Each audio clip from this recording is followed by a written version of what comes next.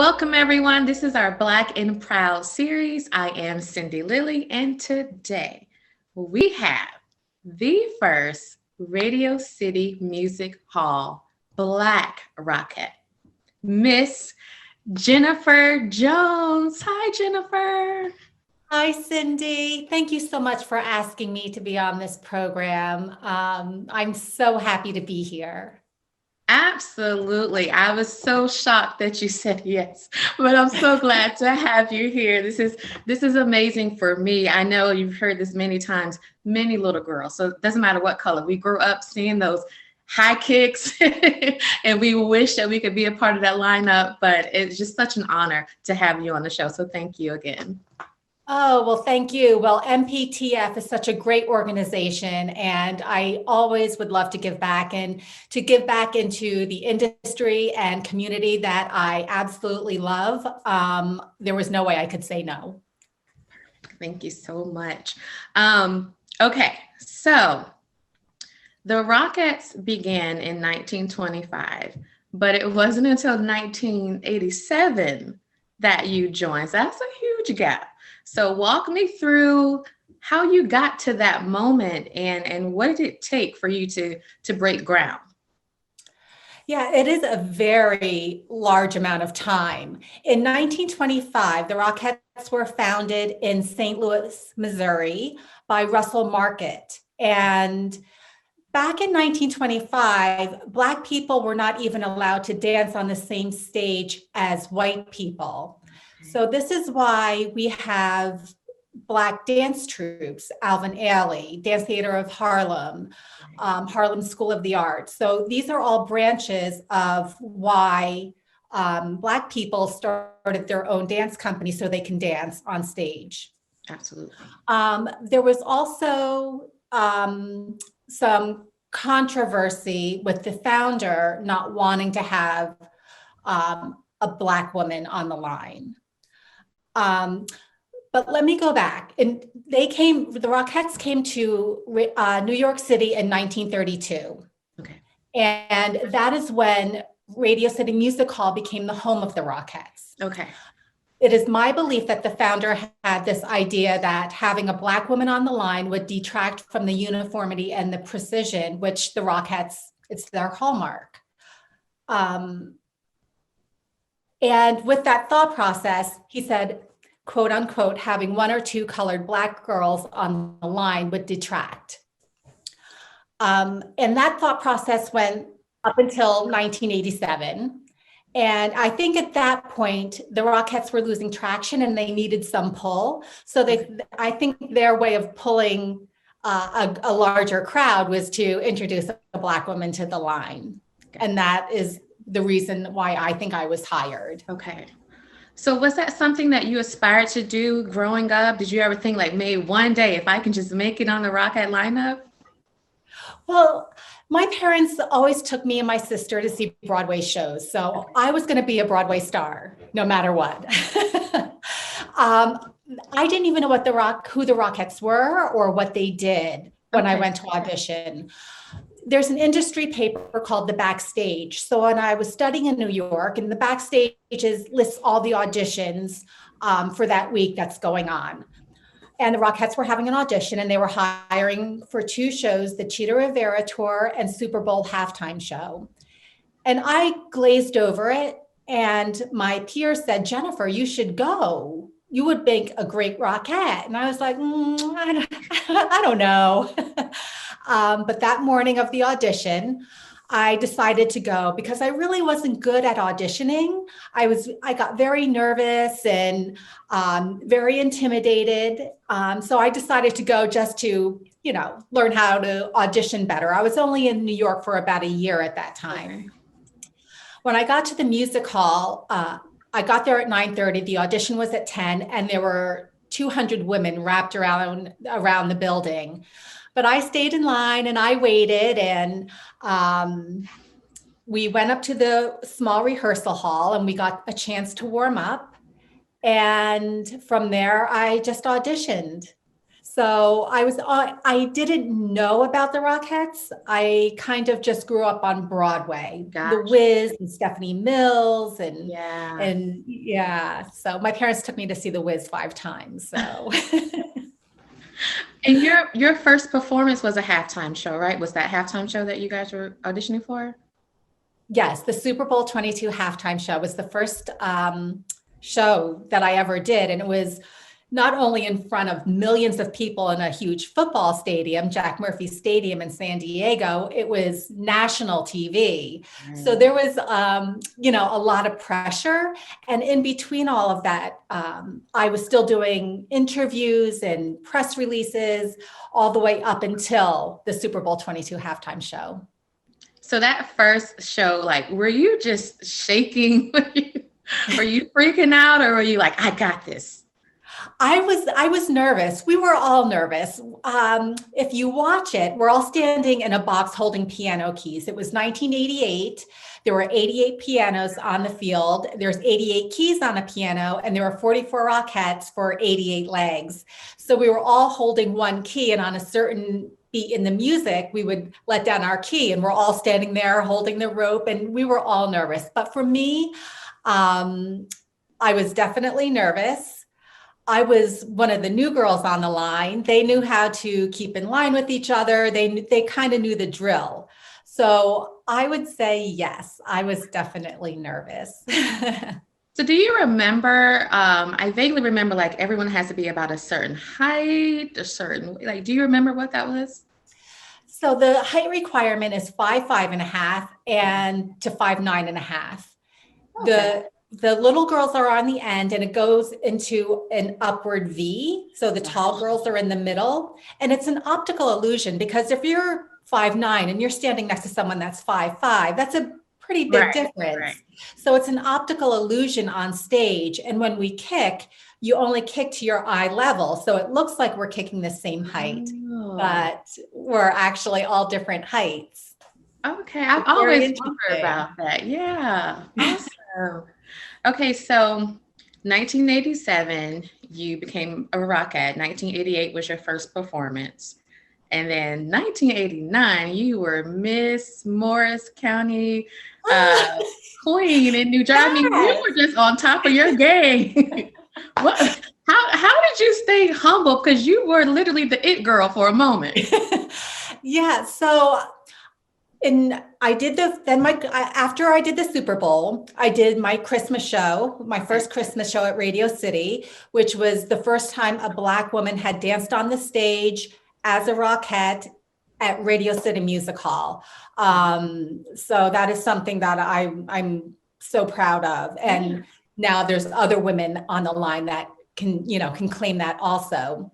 So then in 1989, I decided to try out for the Miss America pageant. And the way to do that is you start in your local county. Okay. So I went to Miss Morris County. I was living in Randolph, New Jersey, and I competed and I won the crown for Miss Morris County 1989, which was also another first Black woman to claim that Okay. crown.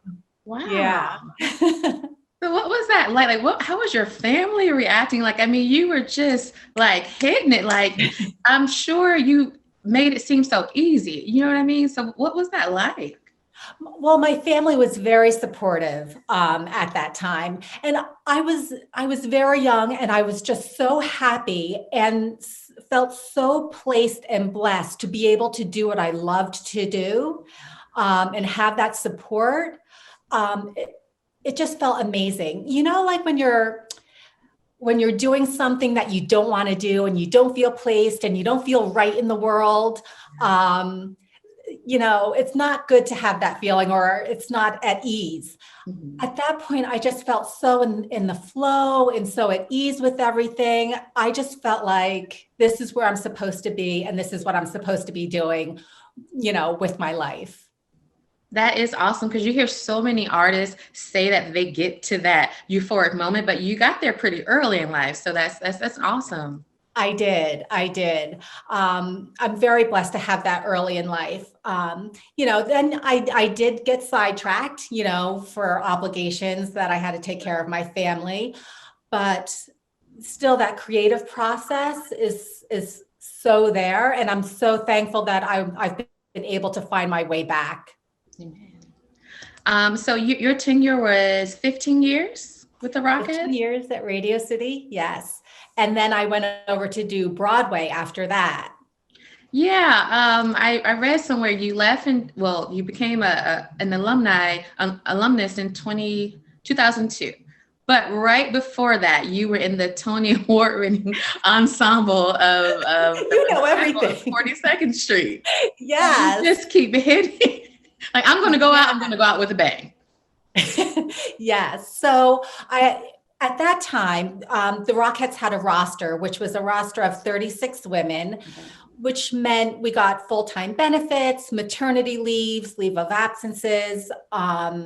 So at that point, I was able to take 2 maternity leaves. I have 2 children, and I wanted to do Broadway, so I took a leave of absence and I went to do Broadway. The roster is no longer in place right now, which is unfortunate. But I was able to go over and do Broadway.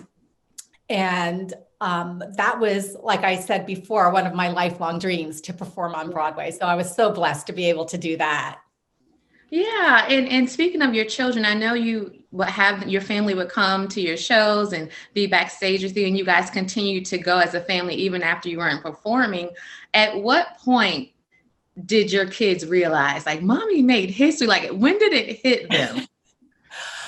I don't know. I would have to ask them, because it's kind of like when you're brought into something or you're told something all along, it's kind of like the norm for you. Mm. So I'm not quite sure when it, really flipped a switch with them.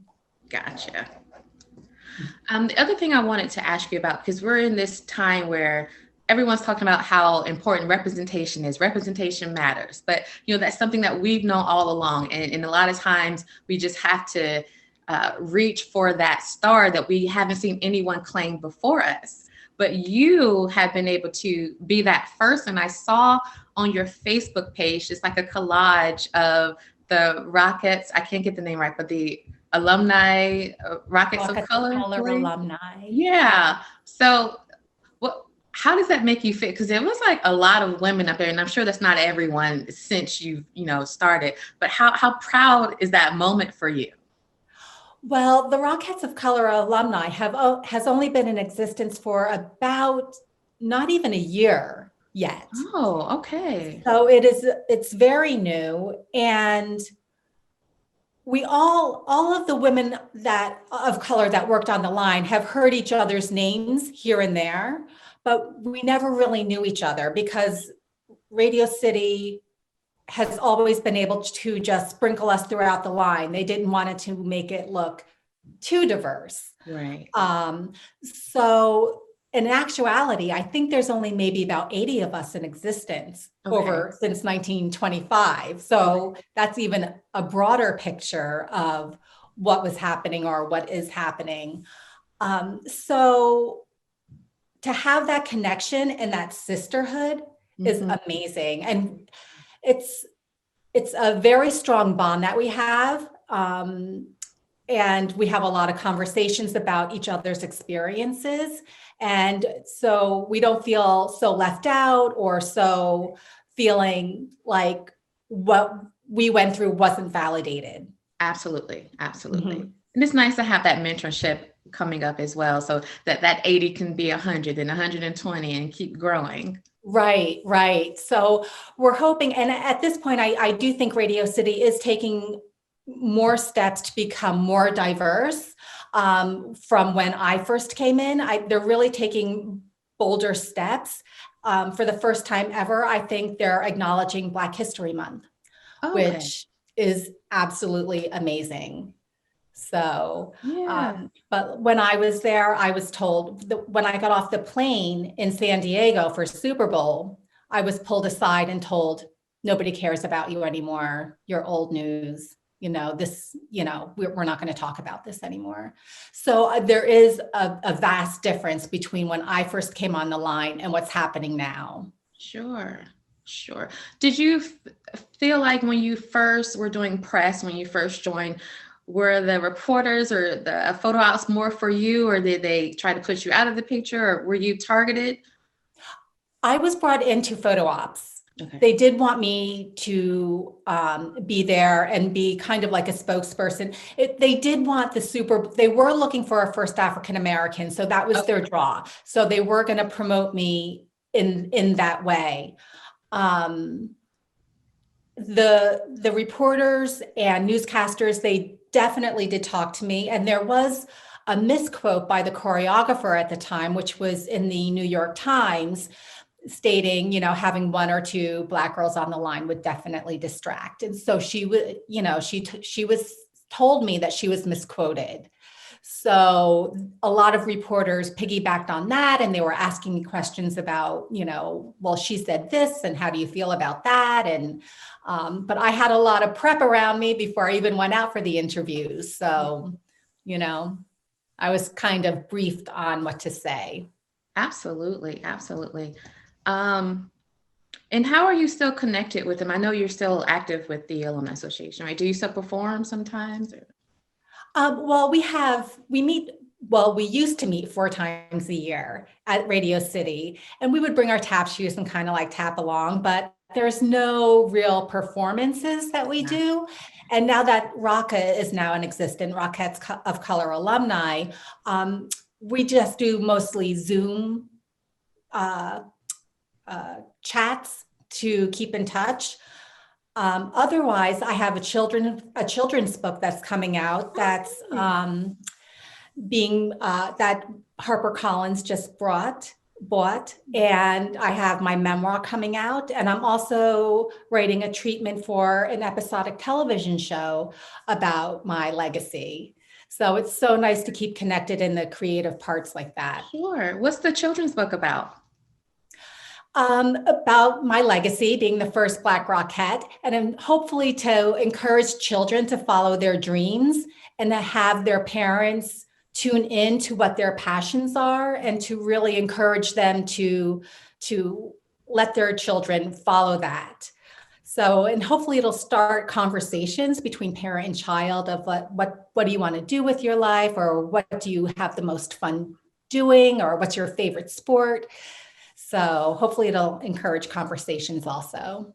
Absolutely, because with you, it's great that your parents did support you. You did have your family there, but sometimes when we are breaking ground to be that first, we are discouraged because it's scary. You don't know what you're going to be up against. You don't know, especially with a child, what they're going to encounter and how that can affect their psyche. Right. And, sometimes parents get fearful of their, going into the unknown, for their child to go out into the unknown. There was a point where I was dancing in New York and my parents got very scared. I do have to say that.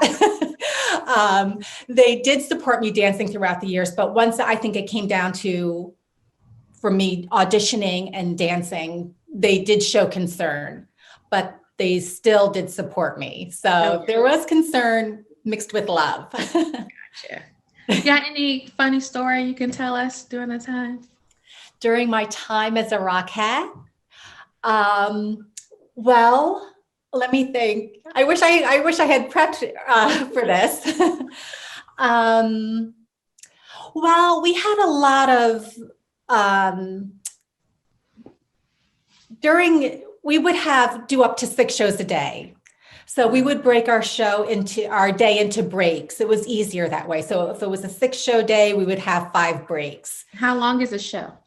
90 minutes. Okay. Ooh, that's a lot. Yeah. So we would start at 9 in the morning and the last show would be 9 at night. Okay. So we would break our day up into breaks. The first break was always a sleep break.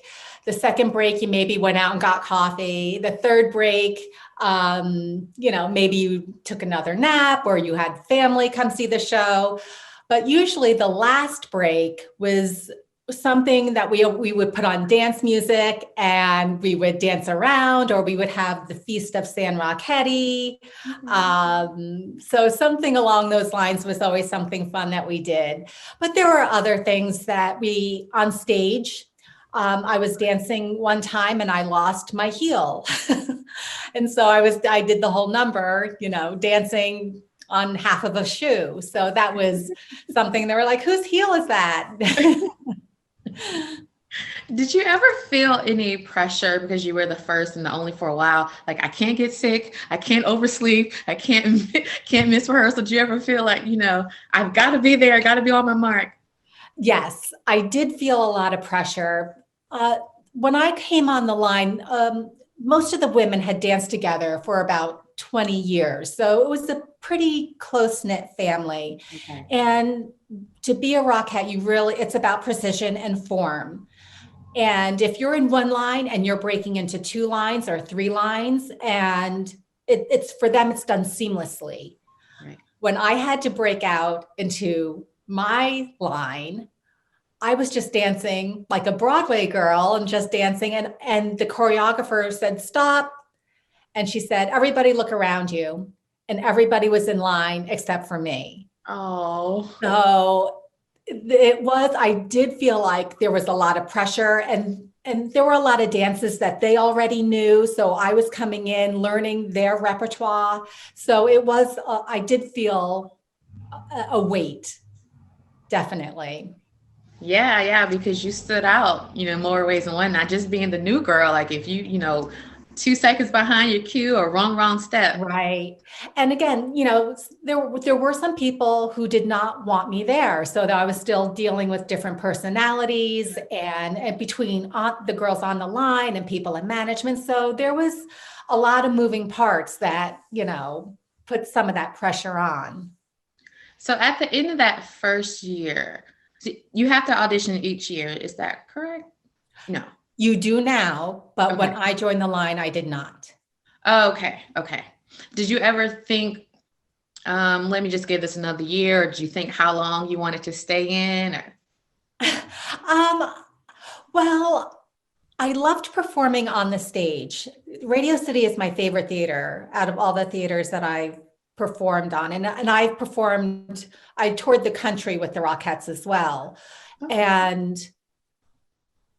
And the Christmas show is such a special part of New York at that time with the Rockefeller Christmas tree, and you have the ice skaters and all the hustle and bustle and Saks Fifth Avenue. And I just loved being in that world. But I didn't think about how long I was going to be there. But some of the girls, they'd sit back and they'd be like, well, they got you now. So, but once a Rockette, always a Rockette. Yeah. And do you still keep in contact with any of the people that you've been in with over those 15 years? Yeah. So we still have Rocka. So I'm in contact with them. And there are some close-knit friends that I came into the troupe with that were connected. And every now and then, you lose some time over the years, but we do text each other and pick up the phone and call each other every now and then also. But now there's social media with Instagram and Facebook. So there's a lot of connectivity. Perfect. Well, I'm going to wrap up here. This is when I would normally open up for questions, but since we're not doing that right now. All right. So we have your children's book that's coming out. Yes. Do you know approximately when? We're looking in the fall of next year, and it's called On the Line. Oh, awesome. Perfect. And remind us, what are your other projects you have coming up? I'm working on my memoir, Black Girl Dancing. And I'm also working on my episodic television show with one of the girls I worked on Broadway with. Okay. And right now we're in the treatment stage of it, and that's called All the Lights. All right. I'm loving these names. Oh, good. Thank you. Well, I'm so glad to see that we have stuff coming up for you in the future. I look forward to working with you and meeting you in person at some point. I would love that. Would love that. Thank you again. Thank you so much, everyone. Again, this is Radio City Music Hall's first Black Rockette, Miss Jennifer Jones. Thank you again for being on our show. Thank you for having me, Cindy. Thank you.